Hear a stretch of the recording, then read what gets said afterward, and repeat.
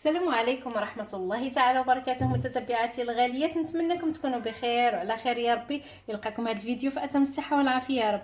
الاقتراح ديالنا ديال هذا النهار او الوصفة ديالنا من الاقتراحات اللي كلشي كيبغيها، الكيك اليومي. وان شاء الله غادي نشوفوا معايا اهم النصائح باش كنخرجوا واحد الكيك اللي اكثر من رائع، مع اضافة ديال المكون كيخليه كيجي ممتاز خفيف واللون ديالو ذهبي. شوفوا معايا كيفاش داير، كيجي مسفج يعني بحال مصايبين جينواز، كيجي اكثر من رائع وكيستحق التجربه. خليكم معايا اخواتي من الاول حتى الاخير، نشوفوا مع بعضياتنا الطريقه والمراحل ديال تحضير هذا الكيك هذا. اخواتي فضلا تبعوا النصائح ان شاء الله اللي غادي نذكر معكم في هذا الفيديو باش نحصلوا على نتيجه زوينه ان شاء الله وناجحه في الكيك. خليكم معايا اخواتي من الاول حتى الاخير، وما تنسونيش من اللايكات ديالكم، التعليقات ديالكم المحفزه. بسم الله على بركه الله. المكونات اللي غادي نحتاجو لهذا الكيك: عندي 3 ديال الحبات ديال البيض بدرجه حراره المطبخ، دائما نخرجوهم من قبل من الثلاجه باش كينجح معنا الكيك. عندي كاس ديال سكر سنيده او سكر حبيبات، كاس مع مرش ديال زيت نباتيه، العبار ديال الكاس هو كاس العنبه. عندي كاس ديال عصير المندرين، الوقيته ديال المندرين هي هذه نستغلوه في الاقتراحات وفي الوصفات. وعندي هنايا 3 الكيسان الاخوات ديال الدقيق.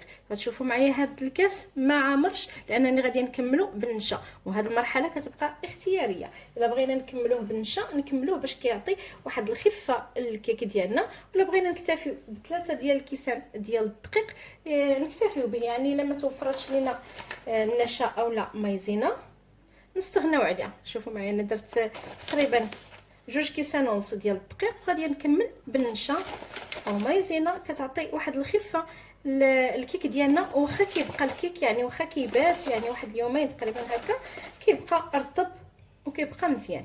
وبطبيعه الحال الدقيق غادي يبقى على حسب نوعيه الدقيق والامتصاص ديالو والحجم ديال البيض. غادي نديرو 3 الكيسان وتشوفوا معايا. هنايا عندي 2 خمارات وزن 7 غرام اولا 8 غرام يعني بيكين باودر، ساشي ديال الفاني، وهذا المكون هذا اللي كيعطي واحد المذاق اكثر من رائع للكيك ديالنا. هذا هو المكون اللي غادي نضيفوه لهذا الكيك. نبداو على بركه الله. اول حاجه غادي نبدا بها كناخذ المول ديالي اللي غادي ندير فيه الكيك وكندهنو بالزبده ورشوه بالدقيق كيف جرت العاده دائما الاخوات. هذه النقطه نبداو بها هي الاولى. غادي نديرو في المجمد ونرجع.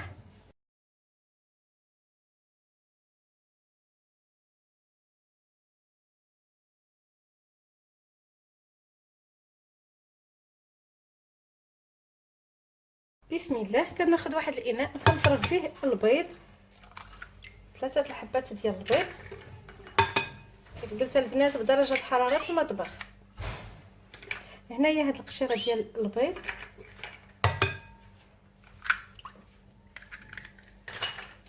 سكر منسم بالفانيلا، وغادي نضيف السكر. ممكن نديرو غير كاس مع مرش اولا كاس لارو. دائما البنات انا كنحاول نقص شويه ديال السكر. قبيصه ديال الملحه ما نساوهاش دائما باش كنقادو بها الذوق اولا كنعادلو بها الذوق. بسم الله. غادي نخدم هاد المكونات، انا غادي نخدمهم بهاد البراميكسور كيف ما يمكن لكم ديروا الكاس ديال الخلاط الكهربائي. بسم الله.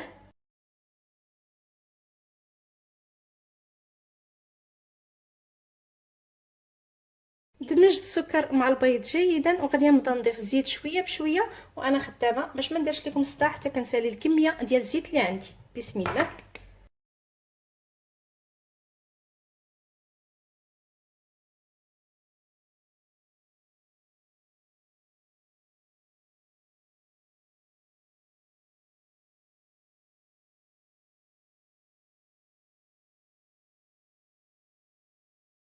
هنايا غادي نضيف هاد الكاس ديال العصير المندرين وغادي نصفيه البنات. حاولوا انكم تصفيه بحال هكا.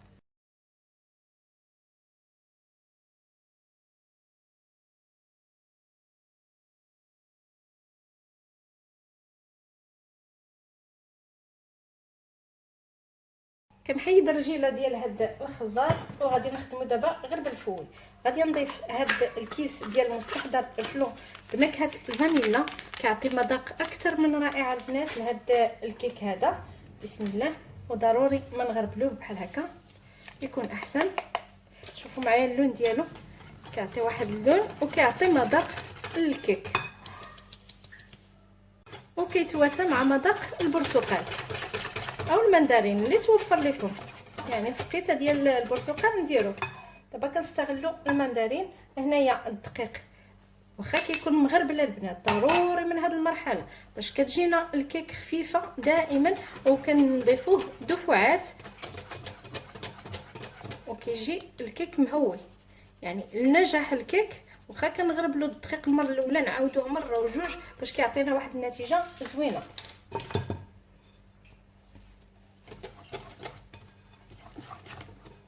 وما تقيدوش البنات دائما بالعبار اللي كتلقاو ديال الدقيق، لان كل دقيق وكيفاش كيكون، غير هذيك المعلقه اللي كتكون ناقصه اولا زايده هي اللي كتكون سبب في نجاح اولا فشل الكيك. يعني شوفوا القوام ديالو وعاد حكموا عليه. انا غادي ندير عندي هنايا 3 الكيسان، يعني خليط ما بين الدقيق وما بين النشا. غادي ندخل هاد الكميه، هذا الكاس اللي فيه النشا، ودائما كيف قلت الدقيق كنضيفوه على دفعات. غادي نضيف الخميره كيماويه اولا بيكين باودر، 2 خمارات، وحتى همايا كنغربلهم.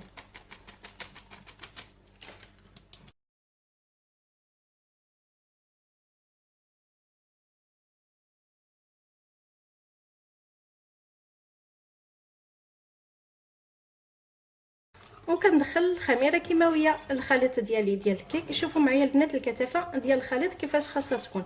الا كان خاصكم شويه الدقيق زيدوا شي 2 معالق هكا. خاصنا منين نديروا بحال هكا ونكتبوا 8 نشوفوا هاد 8 مكتوبه على سطح الخليط اولا العجين. منين كتلقاوها اختفت ممكن انكم تزيدوا 1-2 معالق كبار هكا ديال الدقيق. دائما البنات ما تقيدوش بالعبار اللي كيكون في صندوق الوصف اولا اللي كنذكروا في المقادير، لان كيبقى على حسب كميه عفوا على حجم البيض ونوعيه الدقيق والامتصاص ديالو. ممكن تكون هذيك المعلقه اللي زايده او ناقصه هي سبب فشل الكيك او نجاح ديالو.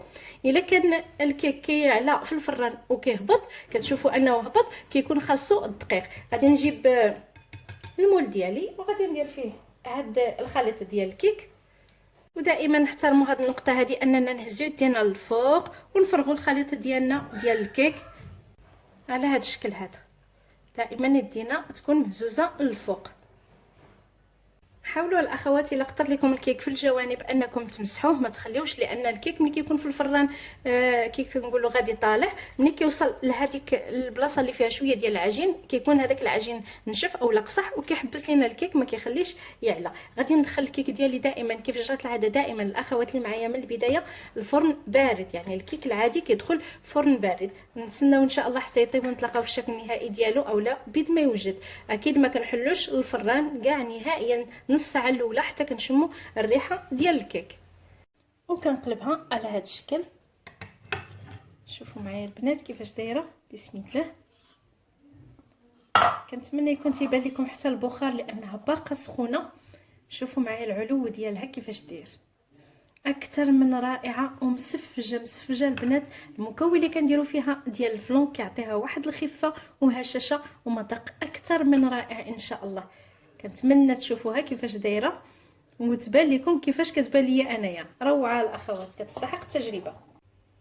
هذا هو الشكل النهائي ديال الكيك اللي صايبنا مع بعضياتنا. كي شفتوا معايا البنات المراحل ديالو بسيطه والمكونات ديالو في المتناول، لكن النتيجه اكثر من رائعه. شوفوا معايا الاخوات بحال جينواز، فعلا كيستحق التجربه من خلال هذاك المكون اللي ضفنا فيه اللي هو الفلون اولا البودينغ. تيستحق التجربه الاخوات. والنكهه ديال المندرين كما قلت لكم الاخوات الاقتراحات عديده ان شاء الله بفاكهه الموسم اللي هي المندرين. ناجح الاخوات، حاولوا انكم تتبعوا جميع النقط اللي شرت ليها باش تنجحوا الكيك، سواء هذا او جميع الانواع ديال الكيك الاخوات. حاولوا تخدموه مراحل هكا باش كتنجحوا فيه. كنتمنى الاقتراح ديال هذا النهار يكون نال استحسانكم، وكيف ديما اكيد غادي نقطع معكم واحد الطريف باش نشوفوا كيفاش داير من الداخل.